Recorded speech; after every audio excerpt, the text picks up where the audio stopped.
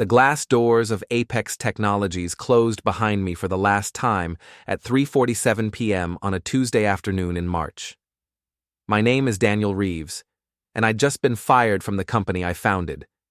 The security guard, Tommy, a guy I'd hired 3 years ago when his wife was pregnant with twins, wouldn't meet my eyes. He held the door open while I walked through, and I heard it lock behind me with a heavy click that felt like a period at the end of a sentence I hadn't finished writing. "Mr. Reeves," Tommy said quietly. "I'm sorry." I stopped and turned. He was young, maybe 26, with honest eyes that looked genuinely pained. "Not your fault," I said. "You're just doing your job." "Still," he said, "it's not right."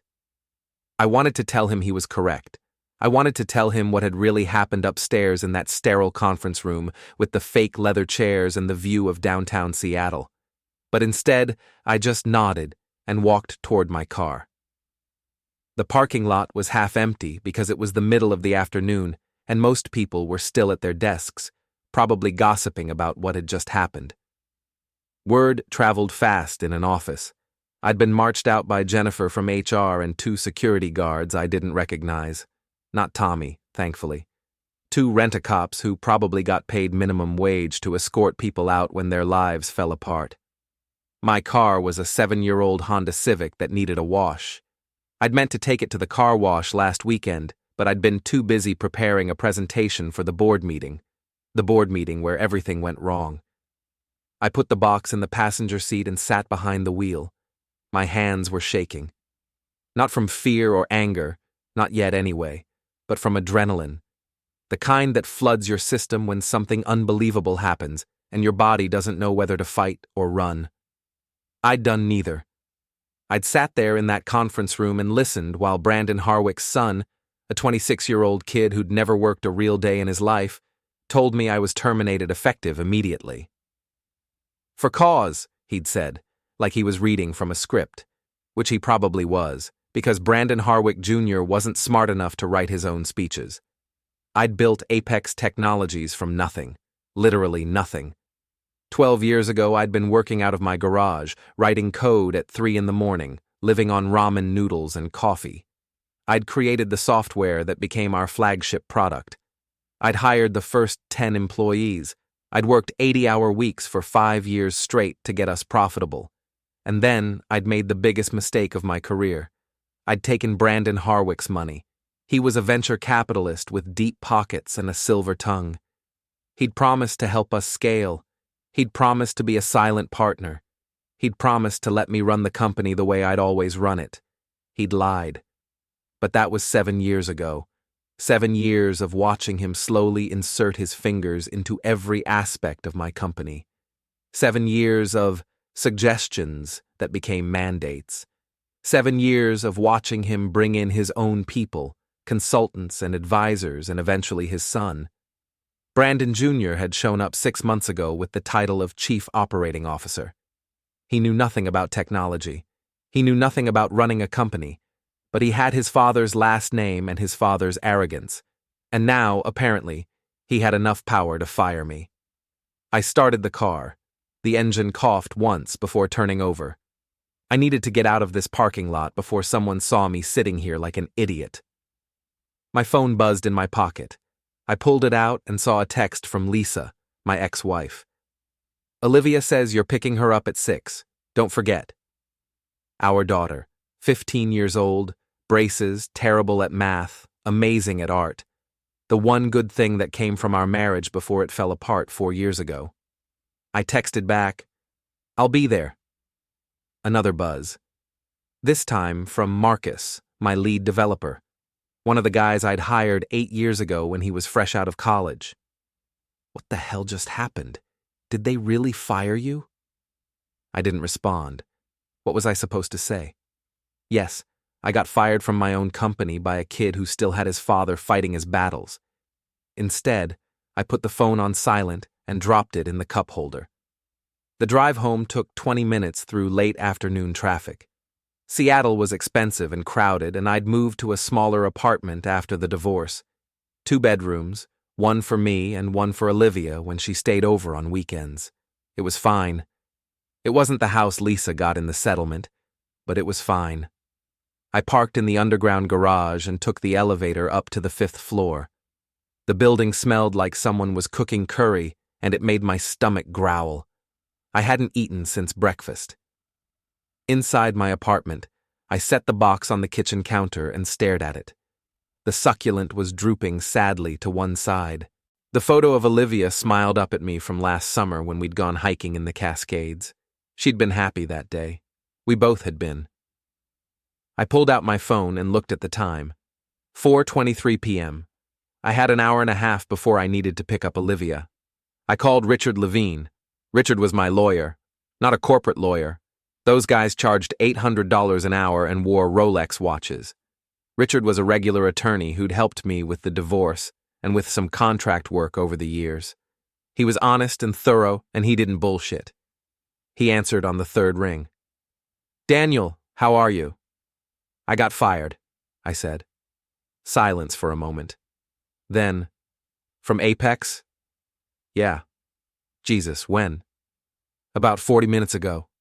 "Do you want to come to my office? We should talk about this face to face. I need to pick up my daughter at 6. Can we do it tomorrow?" "First thing in the morning, 8 a.m. Don't sign anything they send you. Don't respond to any emails. Don't talk to anyone from the company." "Okay." "Daniel, are you all right?" I looked around my small apartment, the blank walls I'd never gotten around to decorating, the furniture that had come from IKEA, the life I'd built that suddenly felt very empty. "No," I said, "but I will be." After we hung up, I stood in the kitchen for a while, trying to process what had happened. They'd done it cleanly and quickly. Brandon Jr. had called an emergency board meeting. I wasn't on the board anymore. They'd voted me off 18 months ago when they restructured the company. So I didn't even know about the meeting until Jennifer from HR came to get me. She'd been apologetic. "Mr. Reeves, we need you to come to conference room A." I'd followed her, assuming it was some administrative thing, maybe a new policy or a compliance issue. Instead, I walked into a room with Brandon Jr., Jennifer, and 2 lawyers I'd never seen before. The whole thing took less than 15 minutes. Brandon Jr. had read from a prepared statement. "Daniel Reeves, effective immediately, your employment with Apex Technologies is terminated for cause. We've documented multiple instances of gross misconduct, including misappropriation of company resources, failure to meet performance standards, and violation of company policy." I'd stared at him. "What are you talking about?" He'd slid a folder across the table. "It's all in here. You have 30 minutes to clear out your desk. HR will escort you out." "This is bullshit," I'd said. "I founded this company." One of the lawyers, a woman in her 40s with short dark hair and cold eyes, spoke up. "Mr. Reeves, you're no longer a founder in any legal sense. You sold your equity stake 7 years ago when Harwick Ventures acquired majority ownership. You've been an employee since then." "I own shares," I said. "Minority shares," Brandon Jr. said. "Not enough to matter." I'd looked at Jennifer. She wouldn't meet my eyes. "You need to leave," Brandon Jr. said. "Security is waiting outside." That was when I'd stood up, picked up the folder without opening it, and walked out. The security guards had followed me to my office. I'd grabbed the box, thrown a few things in it, and let them escort me out. The whole time I'd stayed calm. I'd been proud of that. I hadn't yelled or argued or made a scene. I'd walked out with my head up. But now, standing in my apartment alone, I felt the anger starting to build. I opened the folder they'd given me and started reading. The accusations were absurd. They claimed I'd been using company resources for personal projects. They claimed I'd been underperforming for months. They claimed I'd violated some obscure clause in the employee handbook about unauthorized software development. It was all fabricated, every word of it. I knew why they were doing this. If they fired me for cause, they didn't have to pay severance. They didn't have to honor the stock options I'd been promised. They could just cut me loose and save themselves money. My phone rang. It was Marcus again. This time I answered. Daniel, man, what the hell is going on? Everyone's talking about it. They're saying you got fired for stealing code or some shit. It's not true, I said. I know it's not true. You wrote half the code base we're still using, but they're putting out a memo. Brandon Jr. sent it to the whole company. He's saying you violated company policy and that's why they had to let you go. He's lying. We know that. But he's the COO, and his father owns the company. What are we supposed to do? I didn't have an answer for that. Marcus was a good guy, but he had a wife and a mortgage. He couldn't afford to quit in protest. None of them could. Just keep your head down, I said. Don't get involved. This is wrong, Daniel. Yeah, I said. It is. After we hung up, I sat down on the couch and tried to think. I needed a plan. I needed to figure out what my options were, but my brain felt foggy and slow, like I'd been hit in the head and was still trying to recover. The clock on the wall said 5:15. Time to go get Olivia. I grabbed my keys and headed back down to the garage. Lisa's house was in a better neighborhood than mine. A real house with a yard and a fence and a tree in front. She'd remarried 2 years ago to a guy named Paul who worked in finance and made 3 times what I made. They had a nice life. I was happy for her, mostly. Olivia was waiting on the front porch when I pulled up. She had her backpack slung over one shoulder, and she was scrolling through her phone. When she saw my car, she looked up and waved. "Hey, Dad," she said as she climbed in. "Hey, sweetie." She buckled her seatbelt and looked at me. Really looked at me. "You okay? You look weird." "I'm fine." "You're lying. What happened?" I glanced at her. She had Lisa's eyes and my stubborn chin. Smart kid. Too smart sometimes. "I had a bad day at work," I said. "How bad?" "Pretty bad." She waited. When I didn't elaborate, she said, "Are you going to tell me or do I have to guess?" I sighed. "I got fired." Her eyes widened. "Seriously?" "Yeah." "Why?" "Because the people who run the company now are assholes." "Dad, you started that company." "I know." She was quiet for a moment, processing. Then she said, "What are you going to do?" "I don't know yet. I'm meeting with my lawyer tomorrow." "Can you sue them?" "Maybe." We drove in silence for a while. I'd planned to take her to dinner, but I wasn't really hungry anymore. She must have sensed it because she said, "Can we just get pizza and watch a movie at your place?" "Yeah, that sounds good." We stopped at a place near my apartment and got a large pepperoni. Back home, we sat on the couch, and I turned on some superhero movie she'd been wanting to see. I tried to focus on it, but my mind kept drifting back to that conference room, to Brandon Jr.'s smug face, to the way he'd said for cause like it was a magic spell that made everything legal. Halfway through the movie, Olivia paused it and turned to me. "Dad?" "Yeah?" "Are we going to be okay? Like financially?" My chest tightened. She was 15. She shouldn't have to worry about money. "We're going to be fine," I said. "I promise." "How?" "I have savings, and I'll find another job. Or I'll start something new. It'll work out." She studied my face, trying to decide if I was telling the truth. Then she nodded and unpaused the movie. I pulled her close and kissed the top of her head. She smelled like the coconut shampoo Lisa always bought her. Whatever happened next, I'd figure it out. I had to. For her. The movie ended around 9. Olivia helped me clean up the pizza box and then went to brush her teeth. While she was in the bathroom, I checked my email. There were 43 new messages. Most of them were from people at Apex asking what happened. A few were from clients who'd heard the news and wanted to know if their projects were affected. And one was from Jennifer in HR. I opened that one.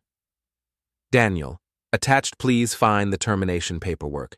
You have 5 business days to review and return the signed documents.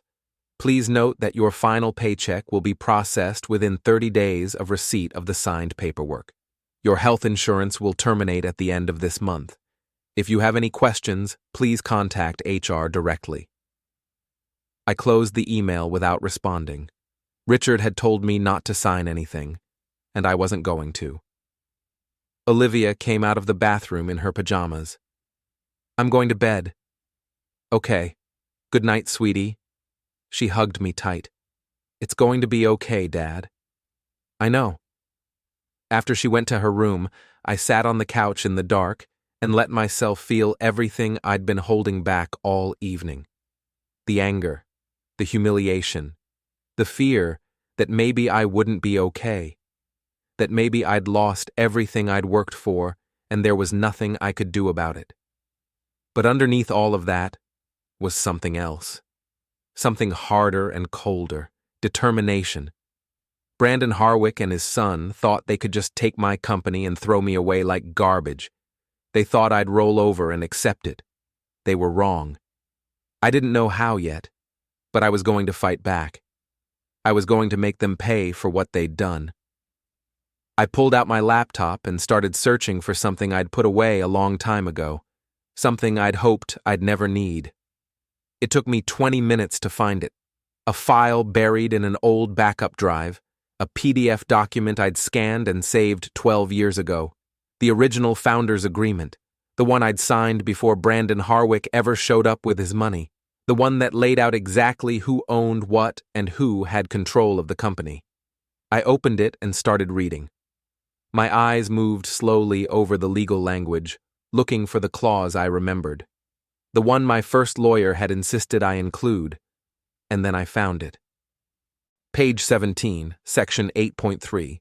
In the event of acquisition or majority equity transfer, the original founder retains 51% ownership stake in perpetuity unless explicitly waived in writing by said founder. My heart started pounding.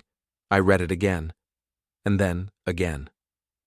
When Brandon Harwick had invested in my company, we'd signed new agreements, lots of them, pages and pages of legal documents that his lawyers had prepared. I'd been so focused on getting the funding that I hadn't read them carefully. I'd trusted him, but I'd never signed anything that explicitly waived my ownership rights. I'd never surrendered my controlling stake, which meant, if this document held up, I still owned 51% of Apex Technologies. I sat back on the couch, staring at the screen. If this was real, everything changed. Brandon Harwick didn't own my company. I did, and he'd just fired the majority shareholder. I grabbed my phone and called Richard Levine. It went to voicemail. "Richard, it's Daniel. Call me as soon as you get this. I found something. I think they made a mistake, a big one." I hung up and looked at the clock. It was almost midnight, too late to do anything tonight. But tomorrow morning, at 8 a.m., I was going to walk into Richard's office and show him that document. And then we were going to go to war.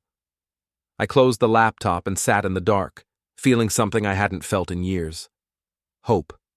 Before we go any further, hit the hype button, take a second to subscribe and like the video. It really helps the channel grow. And tell us in the comments, what would you do in this situation? I didn't sleep much that night. I lay in bed staring at the ceiling, my mind racing through possibilities. Every time I started to drift off, I'd jerk awake with another thought, another angle, another question about what the document meant and whether it would actually hold up. At 5:30 a.m., I gave up and got out of bed. Olivia was still asleep.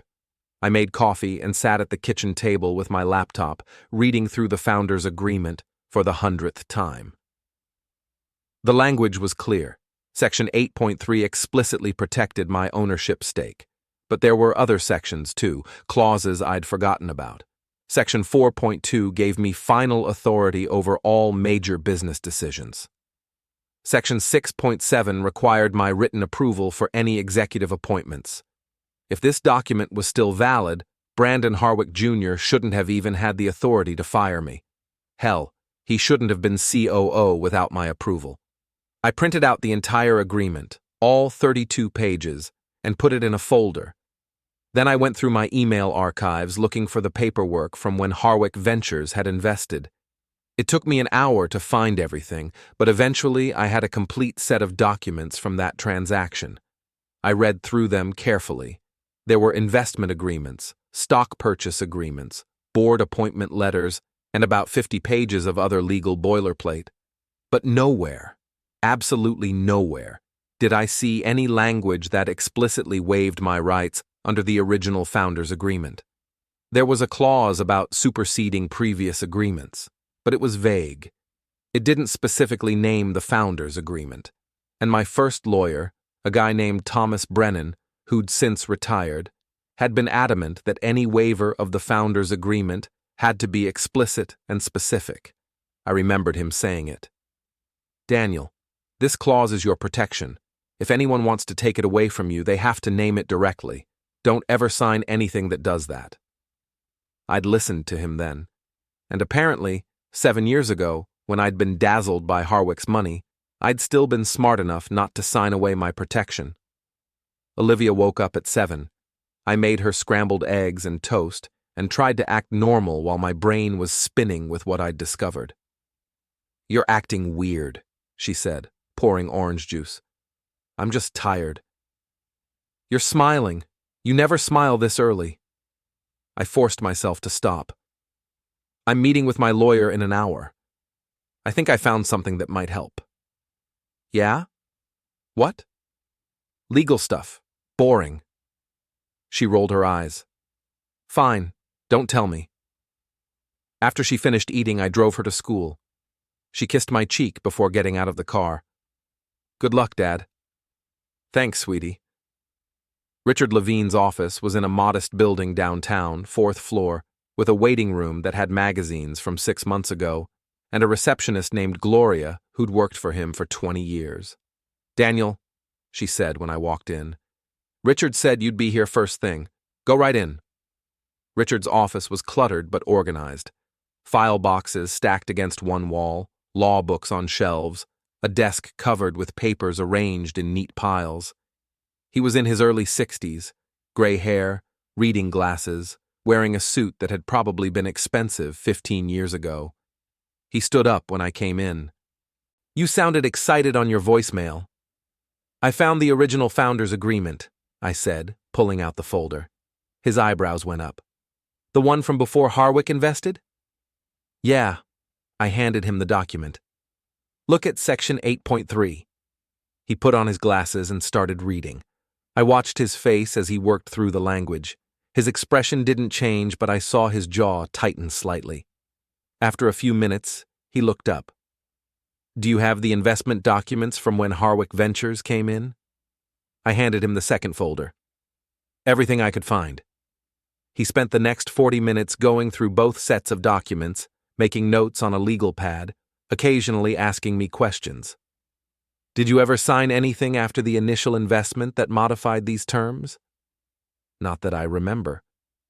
"Did Harwick ever ask you to waive your founder's rights?" "No, we never discussed it." "Did they ever acknowledge this agreement during negotiations?" I thought back. "I don't think so. His lawyers presented their documents and I signed them. I assumed they'd reviewed everything and structured the deal accordingly." Richard took off his glasses and rubbed his eyes. "Daniel, I need to be very careful here. I'm not a corporate attorney and this is complicated, but based on what I'm seeing, it appears that your founder's agreement is still valid." My heart jumped. "Meaning?" "Meaning you still own 51% of Apex Technologies." "Are you sure?" "No, I'm not sure.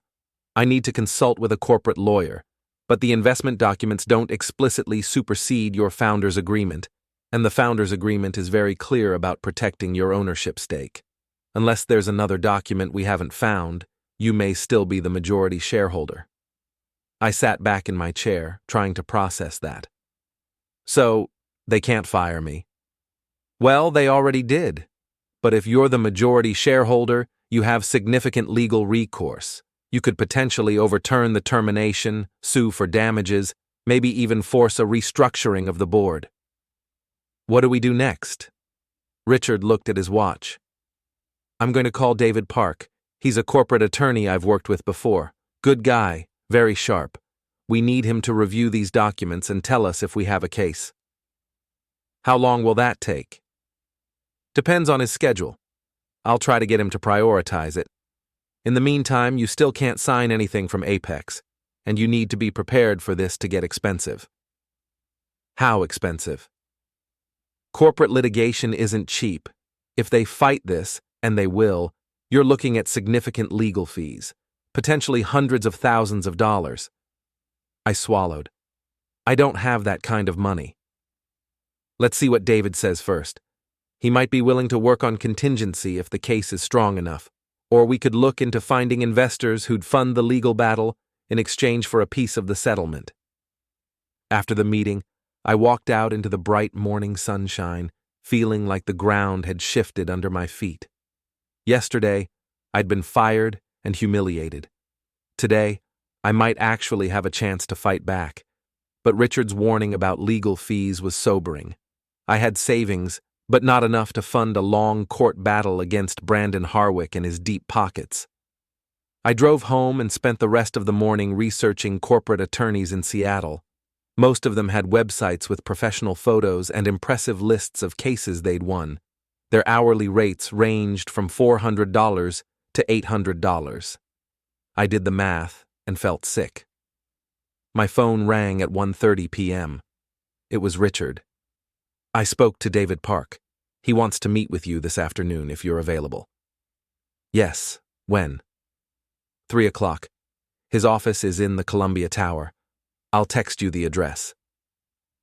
David Park's office was nothing like Richard's.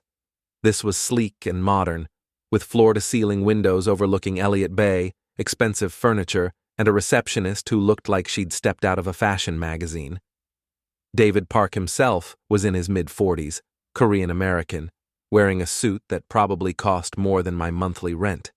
He shook my hand with a firm grip and gestured to a chair. Richard sent over your documents. I've reviewed them. This is interesting. That's good, I said.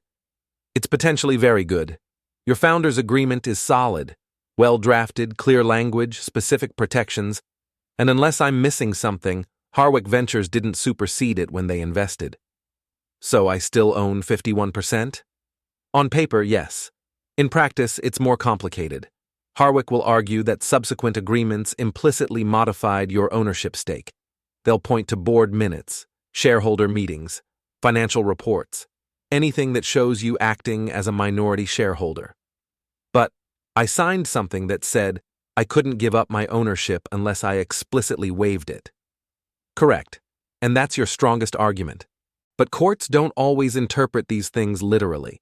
They look at the intent of the parties, the course of dealing, the practical reality of how the company operated.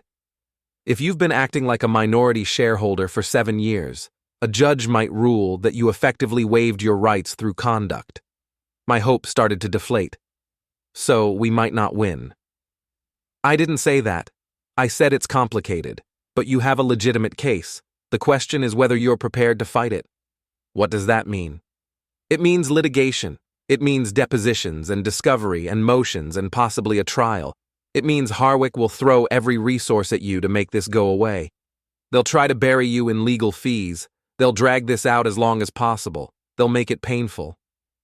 How long are we talking? 6 months minimum. Possibly a year or more if it goes to trial. And the cost? David leaned back in his chair. If we go on an hourly basis, you're looking at $250,000 to $400,000 in legal fees, assuming a reasonably quick resolution. If this drags on or goes to trial, double that. I felt like I'd been punched in the stomach. I don't have that kind of money. I understand, which is why I'm willing to discuss alternative fee arrangements. Like what? Contingency. I take the case on the condition that I get a percentage of whatever we recover. Usually that's 33%.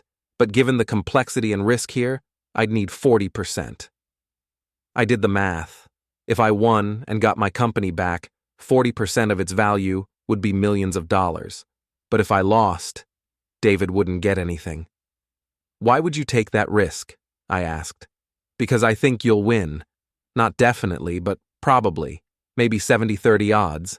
And because if you do win, the payout is significant. He paused. Also, I don't like what they did to you.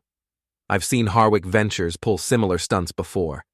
They're bullies who use their money to push people around. I'd enjoy taking them down. What's the next step? First, we need to send them a formal demand letter. We inform them that you're the majority shareholder, that the termination was invalid, and that you're demanding reinstatement and damages. They'll reject it, obviously. But it establishes our position and starts the clock on the legal process. Then what? Then we file a lawsuit. Wrongful termination, breach of contract, fraud. We'll hit them with everything. We'll also file for a preliminary injunction to prevent them from making any major business decisions until the ownership question is resolved. Will that work? Maybe. Injunctions are hard to get. But even if we don't get it, the lawsuit will force them to take us seriously. They'll have to turn over documents in discovery. We'll depose Brandon Harwick and his son. We'll expose whatever shady dealings they've been doing. I thought about Brandon Jr.'s face in that conference room, the smug satisfaction when he'd fired me, the certainty that he'd won. Let's do it, I said. David smiled. I'll draw up the fee agreement and send it to you tomorrow. Once you sign it, we'll get started. We shook hands, and I left his office feeling energized. This was happening. I was going to fight back. My phone rang as I was getting into my car. It was Marcus. Daniel, you need to know something. Brandon Jr. called an all-hands meeting this afternoon. He told everyone you were fired for cause and that you stole proprietary code. He's saying you were planning to start a competing company. That's insane. I know, but people are believing it. Or at least, they're not sure what to believe. He's got HR backing him up, and they're showing documents that supposedly prove it. What documents? I don't know. They wouldn't let us see them. But they said there's evidence of you downloading source code to external drives and having meetings with potential investors. None of that is true. I believe you. But Daniel, he's destroying your reputation. Everyone here thinks you're a thief. I gripped the steering wheel. I'm suing them. I'm going to prove they're lying. Good. Do it fast. Because the longer this story sits out there, the harder it'll be to correct. After we hung up, I sat in the parking garage, trying to control my anger. They weren't just firing me. They were smearing me, making sure that even if I won in court, my reputation would be destroyed. I drove home and opened my laptop. Sure enough, there were new emails. One from a former client asking if the allegations were true. One from a recruiter who'd been courting me for months, now saying they were pausing their outreach. One from a friend in the industry asking if I needed a reference to counter the rumors. I responded to the friend. It's all lies. I'm fighting it. I'll let you know when I can talk about it publicly. Then I opened a browser and started searching for Brandon Harwick and Harwick Ventures. I needed to know everything about them. Their history, their deals, their reputation. If I was going to war, I needed intelligence. What I found was interesting. Harwick Ventures had invested in about 30 companies over the past 15 years. Most of them had done okay. A few had failed. But there was a pattern I hadn't noticed before. In at least 5 cases, Harwick had invested in a company, gradually taken control, pushed out the founder, and then either sold the company or merged it with another portfolio company. The playbook was always the same: invest, infiltrate, eliminate, profit. I'd been too blind to see it happening to me. There were articles about some of these cases. One founder had sued and lost. Another had been forced to sign an NDA as part of a settlement. A third had gone public with accusations but hadn't been able to prove anything. Brandon Harwick was good at this. He'd been doing it for years. But he'd made a mistake with me. He'd assumed I was like the others. He'd assumed I hadn't protected myself. He was wrong. My phone buzzed. A text from Richard Levine. David's sending the fee agreement tonight. Review it carefully. Once we start this, it's going to get ugly. Make sure you're ready. I texted back. I'm ready. That night, Olivia called. She was at her mom's house and wanted to check in. How'd it go with your lawyer? She asked. Good. We're going to sue them. Seriously? Yeah. Can you win? I think so. She was quiet for a moment. Then she said, "Mom says you should just let it go. She says fighting will just make things worse." "What do you think?" "I think you should fight. They screwed you over. You built that company. They can't just steal it."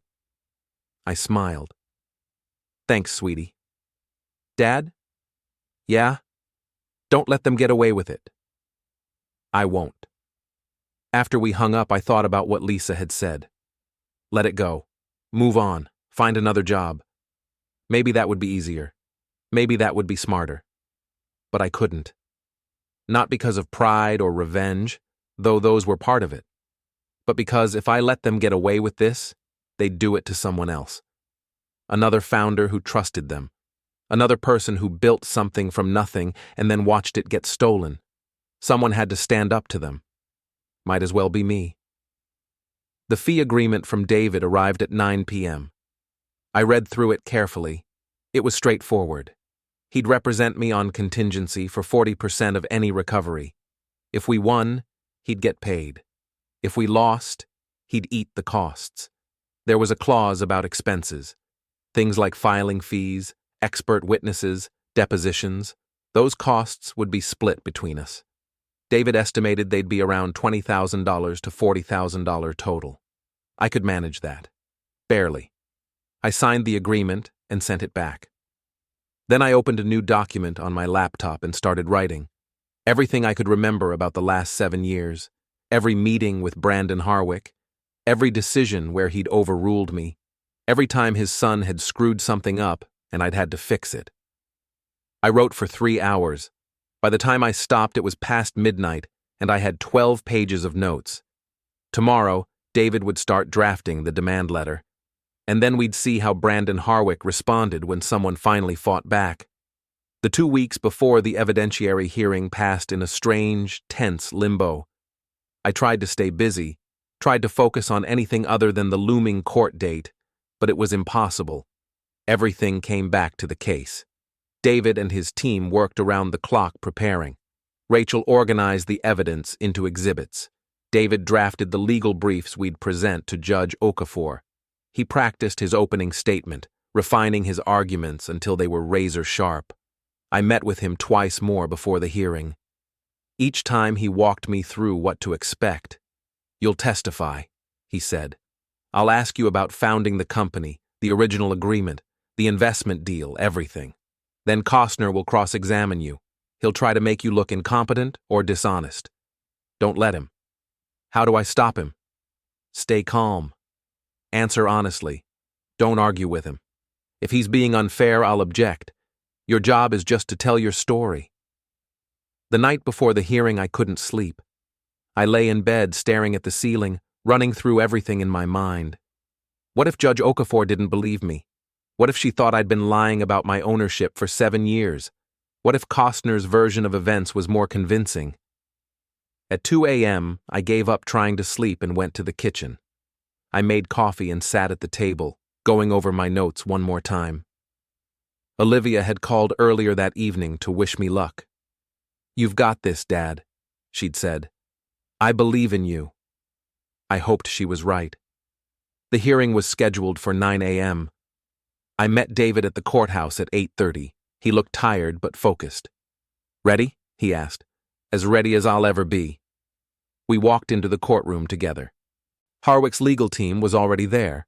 Costner and 2 associates, along with Brandon Harwick Sr. and Brandon Jr. Both Harwicks looked confident, almost relaxed, like they knew something I didn't. Judge Okafor entered at exactly 9 a.m. We all stood. "Be seated," she said. "We're here for the evidentiary hearing in Reeves vs. Harwick Ventures. Mr. Park, you may present your case." David stood and walked to the podium. "Your Honor, this case is about theft. Not the kind of theft where someone breaks into your house and steals your television, but theft nonetheless. Daniel Reeves built Apex Technologies from nothing. He created the software, hired the employees, secured the clients, turned it into a successful company. 7 years ago, he made the mistake of trusting Brandon Harwick. Mr. Harwick promised to be a partner. Instead, he spent 7 years systematically stealing Mr. Reeves's company.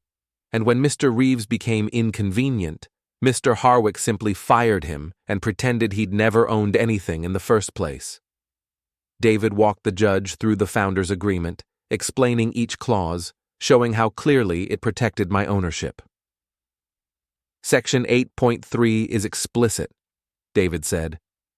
Mr. Reeves retains 51% ownership in perpetuity unless he waives it in writing. There's no ambiguity, no room for interpretation. It says exactly what it means. He pulled up the investment documents from Harwick's deal. The defense will argue that these documents superseded the founders' agreement, but they don't. Nowhere in any of these documents does Mr. Reeves explicitly waive his ownership rights. There's a vague clause about superseding previous agreements, but it doesn't specifically reference the founders' agreement. And Mr. Reeves's original lawyer, Thomas Brennan, will testify that any waiver of the founders' agreement had to be explicit and specific. Mr. Reeves never signed such a waiver. Therefore, he still owns 51% of Apex Technologies. David then showed the emails from Harwick's Discovery production, the ones discussing plans to fire me, the ones documenting a conspiracy to strip me of my rights. This wasn't a mistake, Your Honor. It wasn't a misunderstanding. It was deliberate. The defendants spent 18 months planning how to get rid of Mr. Reeves. They manufactured performance issues. They built a fake case for termination. And then they fired him and tried to make it look legitimate. He paused for effect. Mr. Reeves isn't asking for sympathy. He's asking for justice. He's asking this court to recognize what he's always owned, his company. David sat down. Judge Okafor looked at Costner. Mr. Costner, your response? Costner stood. He was calm and polished, the kind of lawyer who made complicated things sound simple. Your Honor, this case is much less dramatic than Mr. Park suggests. It's simply a contract dispute, and in contract disputes, we look at the conduct of the parties to determine their intent. For 7 years, Daniel Reeves acted as a minority shareholder. He attended board meetings where ownership percentages were discussed. He signed tax returns reflecting minority ownership. He accepted stock options based on minority calculations. He never once claimed to own 51%. Costner pulled up a board meeting agenda from 3 years ago. This is from a board meeting in 2022. The agenda lists shareholder percentages. It shows Mr. Reeves holding 19%. Mr. Reeves attended this meeting. He didn't object. He didn't say, "Actually, I own 51%. He accepted the numbers and moved on. Costner showed several more examples. Tax documents, financial statements, investor presentations, all of them showing me as a minority shareholder. Your Honor, at some point, conduct matters more than an old piece of paper. Mr. Reeves knew he was a minority shareholder. He acted like a minority shareholder. He can't now claim otherwise just because he got fired. As for the termination, Costner continued, it was entirely justified. Mr. Reeves violated company policy. We've submitted evidence of him downloading proprietary files without authorization and meeting with potential investors about a competing venture. These are serious breaches. The termination was for cause. Judge Okafor looked skeptical. Mr. Costner, I've reviewed your evidence of misconduct. It's thin. Your Honor, we've submitted computer logs showing file downloads. You've submitted logs showing Mr. Reeves accessed files he created. That's not the same as theft. He downloaded them to external drives. For backup purposes, according to his testimony. Do you have any evidence of him sharing those files with outside parties? Not direct evidence, but then that argument is weak. Continue with your main case. Costner looked rattled, but pressed on. He argued that the founders' agreement was superseded, that my conduct demonstrated acceptance of minority ownership, and that even if I had some claim to more shares, the proper remedy was a monetary settlement, not reinstatement. Mr. Reeves cannot effectively run this company after suing his investors and business partners, Costner said. The relationship is irreparably broken. The court should award damages if appropriate, but it should not force these parties back into business together. After opening statements, David called Thomas Brennan to testify. The retired lawyer took the stand and was sworn in.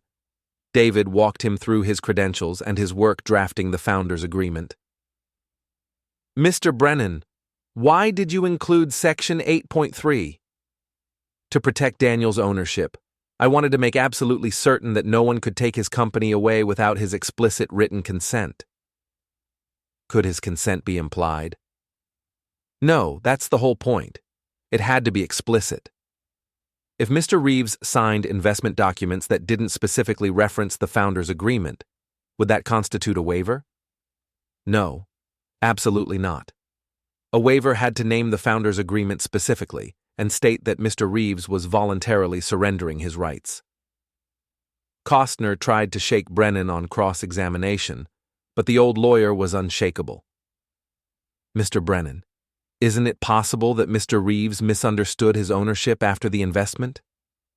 It's possible he didn't think about it carefully, but legally, his rights remained protected unless he explicitly waived them, and he didn't. Next, David called me to testify. I walked to the witness stand feeling like everyone in the courtroom was watching me. I was sworn in and sat down. David started with easy questions. My background, how I started Apex, the early years of building the company. When you signed the founders' agreement with Thomas Brennan, what did you understand about Section 8.3? I understood that it protected my ownership, that I couldn't lose control of my company unless I agreed to it in writing. When Brandon Harwick invested, did you agree to give up your controlling stake? No. Did you sign any document that explicitly waived your rights under the founders' agreement? No. Why not? Because I didn't want to give up control. That was the whole point of having the founders' agreement. David walked me through the investment deal, the years of working with Harwick, and the gradual erosion of my authority. Mr. Reeves, did you ever explicitly tell Mr. Harwick that you believed you still owned 51%?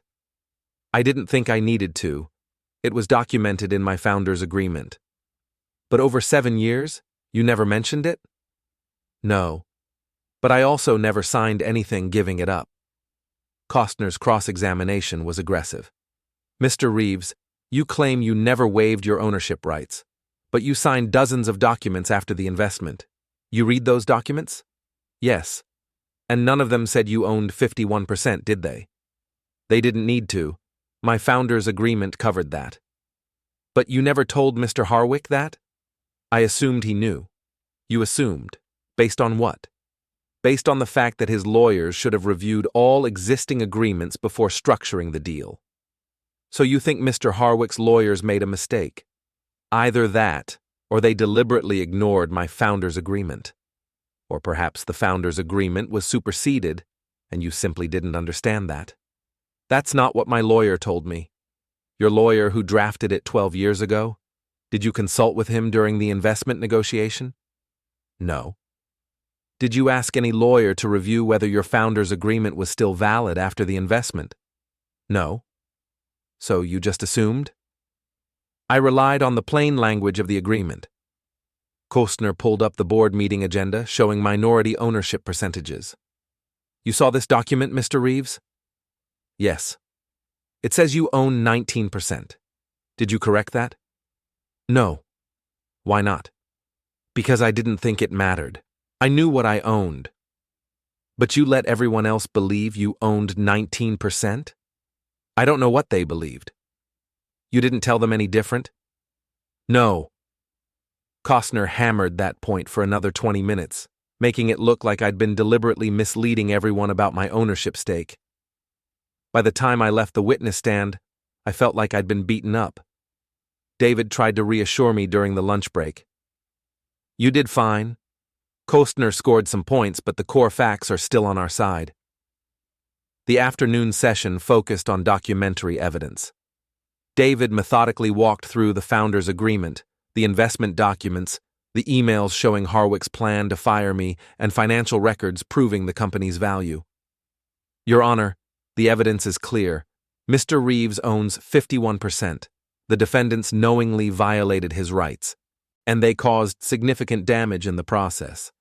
We asked the court to issue a declaratory judgment establishing Mr. Reeves's ownership and to award damages for wrongful termination. Costner presented his closing argument, focusing on my conduct and arguing that I'd effectively waived my rights by acting as a minority shareholder for 7 years. Actions speak louder than words, Your Honor. Mr. Reeves can point to an old contract all he wants. But for 7 years, he acted like he owned 19%. That's the reality. That's what governs here. By 4 p.m., both sides had rested. Judge Okafor looked tired. "This is a complex case," she said. "I'm going to take it under advisement. I'll issue a written ruling within 30 days. "Your Honor," David said, standing. "Given the urgency of the situation, we'd ask the court to rule sooner if possible.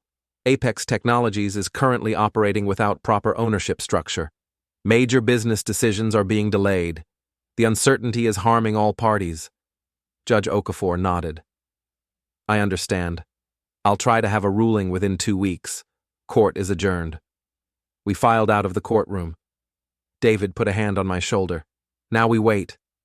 "What do you think?" I asked. "I think we did well, but Judge Okafor is careful. She's not going to rush to judgment." "Do we have a chance?" "Yes. A good chance. But there are no guarantees." That evening I sat in my apartment alone, replaying the hearing in my mind.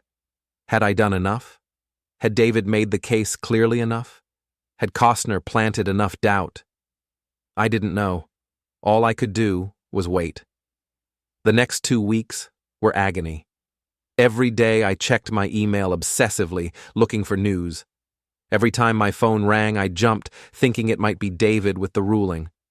But days passed with nothing. I tried to stay busy. I took Olivia to dinner twice. I went for long runs. I started researching what I'd do if I won, how I'd restructure Apex, what changes I'd make, who I'd bring back into leadership. And I also thought about what I'd do if I lost, how I'd rebuild my career, whether I'd start another company, whether I'd ever be able to move past this. On the 13th day after the hearing, David called. The ruling came down. My heart stopped. "And? You won." I couldn't speak for a moment. "I won?" Judge Okafor issued a declaratory judgment. "You are the majority shareholder of Apex Technologies. You own 51%.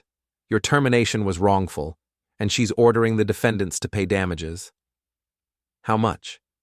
$3 million plus attorney fees. I sat down hard on my couch. "We actually won." "We won. Congratulations, Daniel." After we hung up, I just sat there trying to process it. I'd won.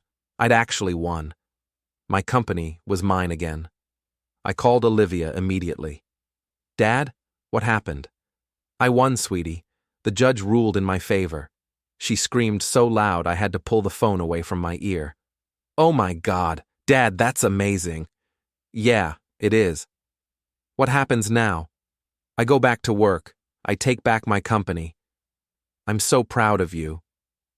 After we hung up, I called Richard Levine. "You're probably drowning in messages from David Park, but I wanted you to hear from me too. We won." "That's wonderful, Daniel.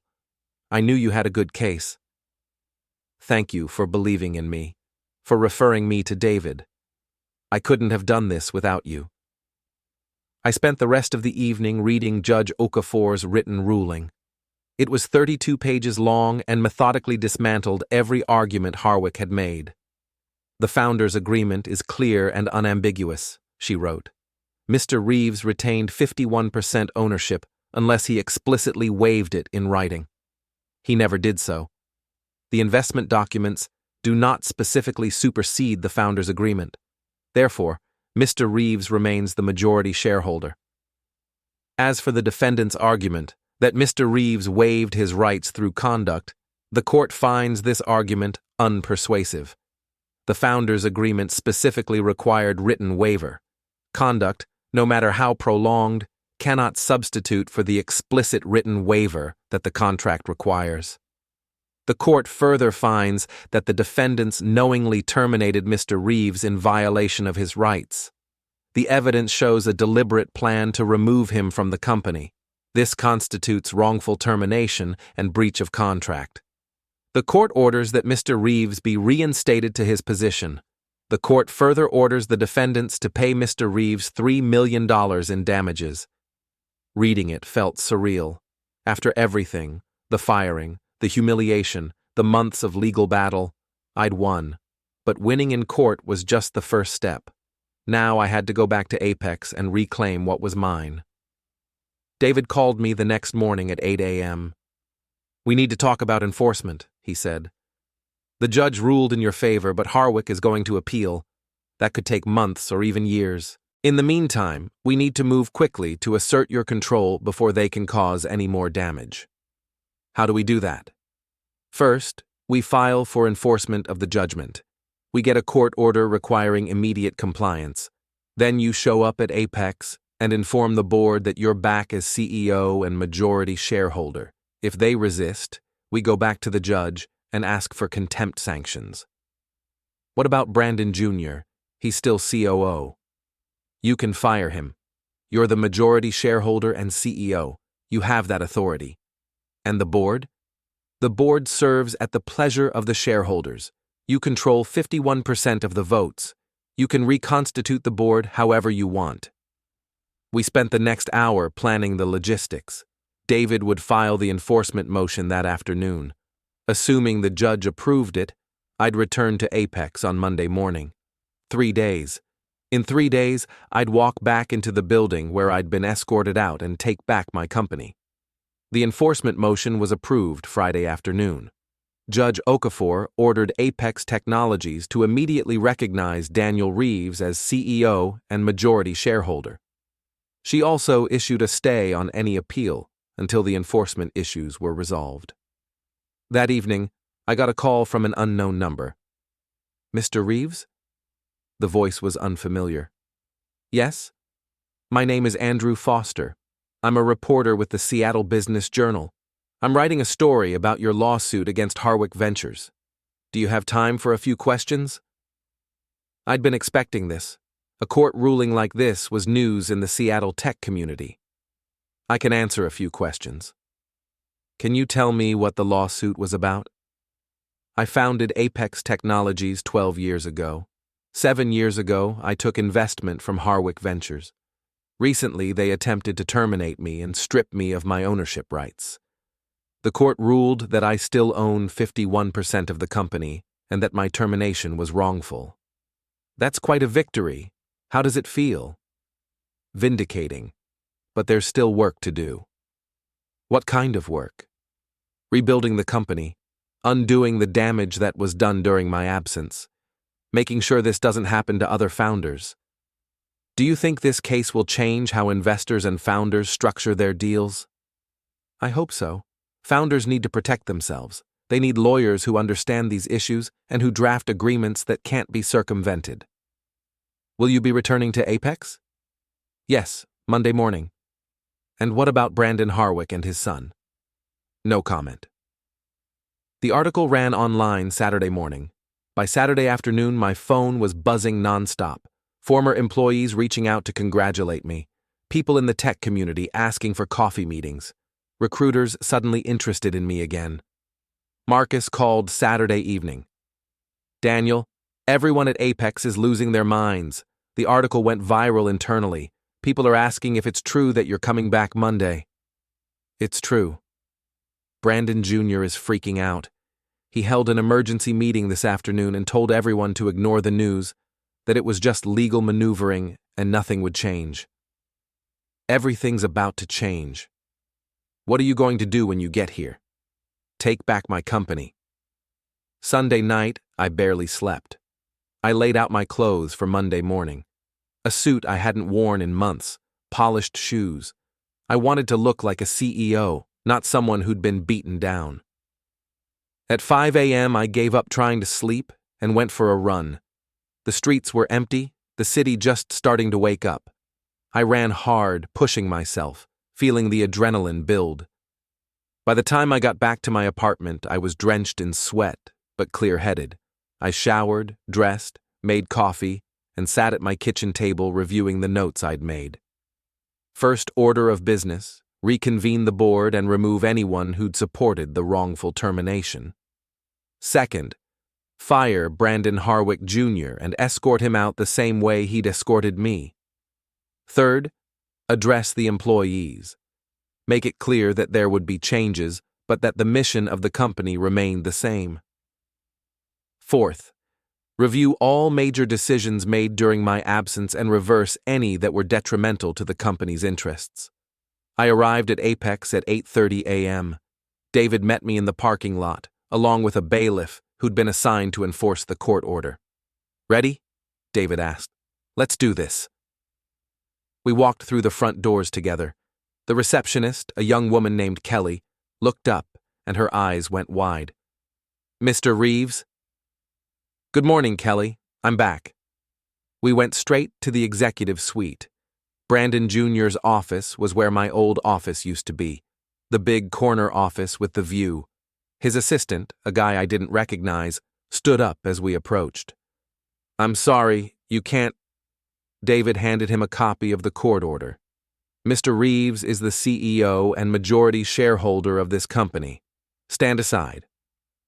The assistant read the document, his face going pale. Then he stepped back. I opened the door to what used to be my office.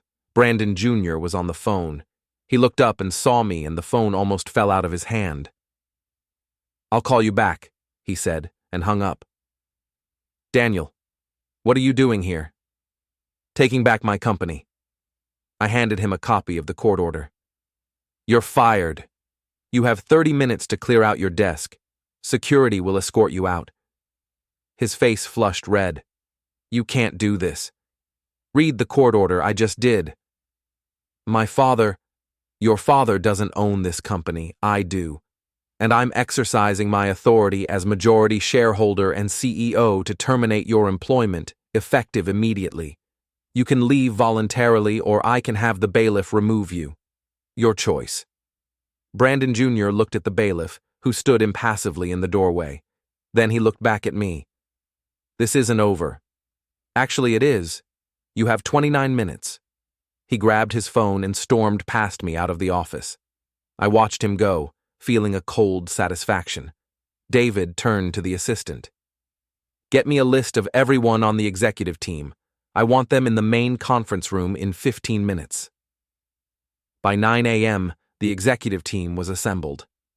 There were 8 people around the table, all of them looking nervous. 2 of them, the CFO and the head of sales, were people Brandon Harwick had brought in. The others were original employees who'd been there when I built the company. I stood at the head of the table. "Good morning. For those who don't know, my name is Daniel Reeves. I founded this company 12 years ago. I was wrongfully terminated 6 weeks ago.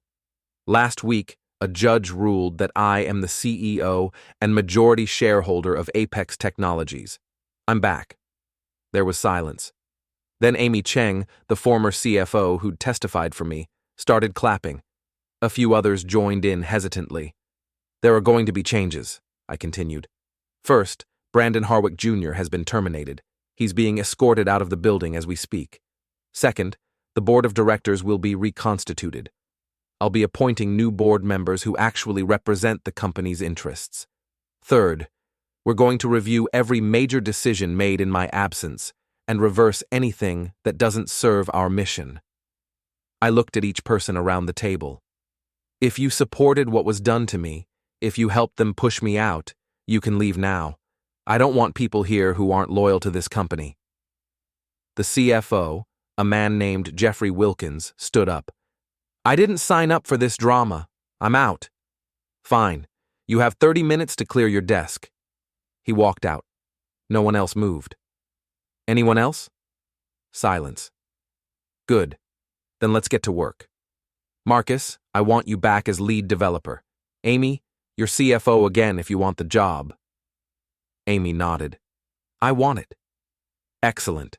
Everyone else, you'll report directly to me until we sort out the org chart. Any questions?" One of the newer executives, a woman named Patricia who ran marketing, raised her hand. "What about the global tech partnership?" What about it? Brandon Jr. said it was on hold because of legal issues. Is that true? It was on hold because they were making decisions without my approval. I'll review the contract and decide whether to move forward. And our current clients? Some of them have expressed concern about the leadership changes. I'll reach out to them personally. This company has been through turmoil, but it's stable now. I built these relationships years ago. I'll rebuild them again. After the meeting, I went to my old office. Brandon Jr. was gone. His personal items were in a cardboard box by the door. I sat down in the chair that used to be mine and looked around. The office had been redecorated, modern art on the walls, a standing desk, equipment I didn't recognize. I'd change it back eventually, but for now, it was enough to just be here. My computer was still set up. I logged in using my old credentials, half expecting them not to work, but they did. Apparently, no one had bothered to fully remove my access. I spent the next hour going through emails. There were hundreds of them, most from the last 6 weeks. Company announcements, client communications, internal memos about strategy and direction. And buried in there, I found something interesting. An email from Brandon Sr. to Brandon Jr., dated 3 days ago, after the court ruling, but before I returned. Start moving assets. The judgment will be appealed, but we need to protect our interests. Transfer the IP to the holding company. Move the key contracts. Make sure there's nothing left for him to take over. They were trying to hollow out the company before I could take control. I forwarded the email to David immediately. "This is attempted fraud," David said when he called me back 10 minutes later. "They're trying to strip assets to circumvent the court order. We need to move fast." "What do I do?" "First, check with your IT department. Find out if any IP or data was transferred in the last few days. Second, contact all major clients and partners. Make sure no contracts were reassigned. Third, I'll file an emergency motion with Judge Okafor. If they've moved assets, we'll get an order requiring them to return everything immediately." I called Tyler from IT. He came to my office looking confused and a little scared. "Mr. Reeves, I heard you were back, but I didn't believe it." "It's true. I need you to check something for me. Has anyone transferred large amounts of data off our servers in the last week?" I'd have to check the logs. Give me a few minutes." He came back 20 minutes later with a printout. Someone with Brandon Jr.'s credentials transferred about 50 gigabytes of data to an external server on Friday afternoon. "What kind of data?" "Looks like source code, the entire repository for our main product line." "Can you get it back?" "The files are still on our servers, but they have copies now." "Lock down Brandon Jr.'s access. Change all administrative passwords. Make sure no one else can transfer anything without my explicit approval." "On it." I called David back and told him what I'd found. "They stole your source code," David said. "That's theft of trade secrets. We're filing for an emergency hearing. Judge Okafor is not going to be happy about this." The emergency hearing was scheduled for Wednesday morning. In the meantime, I spent Monday and Tuesday rebuilding. I met with key clients, I reassured employees, I reviewed contracts and reversed decisions that Brandon Jr. had made that didn't make sense. Marcus and I spent Tuesday afternoon going through the codebase, checking for any damage or backdoors that might have been installed. "Everything looks intact," Marcus said. "But the fact that they stole a copy is a problem. They could theoretically start a competing company using your code. Not if we stop them first." On Wednesday morning, I walked into Judge Okafor's courtroom again. This time, I felt like I was on offense instead of defense. Costner was there with Brandon Sr. and another lawyer I didn't recognize. They all looked grim. Judge Okafor was visibly angry. "Mr. Costner, I'm reading Mr. Park's emergency motion. It alleges that your clients have been attempting to strip assets from Apex Technologies in direct violation of my judgment. Is this true?" "Your Honor, my clients were simply protecting intellectual property that they believe is rightfully—" "Mr. Costner, I issued a judgment declaring that Mr. Reeves owns 51% of the company. That means he controls the assets. Your clients do not have the right to transfer those assets without his approval. Did they transfer source code off the company's servers? Yes, but did they have Mr. Reeves's permission? No, but the matter is under appeal. The appeal does not stay enforcement of my judgment. I specifically ruled on that. Your clients are in contempt of court. Brandon Sr. stood up. Your Honor, if I may… Mr. Harwick, sit down. You've already said enough. He sat. Judge Okafor looked at her notes. Here's my ruling. The defendants will immediately return all data and intellectual property taken from Apex Technologies. They will provide sworn affidavits that no copies remain in their possession. They will pay a fine of $100,000 for contempt of court. And if there are any further attempts to circumvent my orders, I will consider criminal referrals. Costner looked like he'd been slapped. Your Honor, we'd ask the court to reconsider. Motion denied. This hearing is adjourned. Outside the courthouse, David was grinning. She destroyed them. Will they actually return everything? I asked.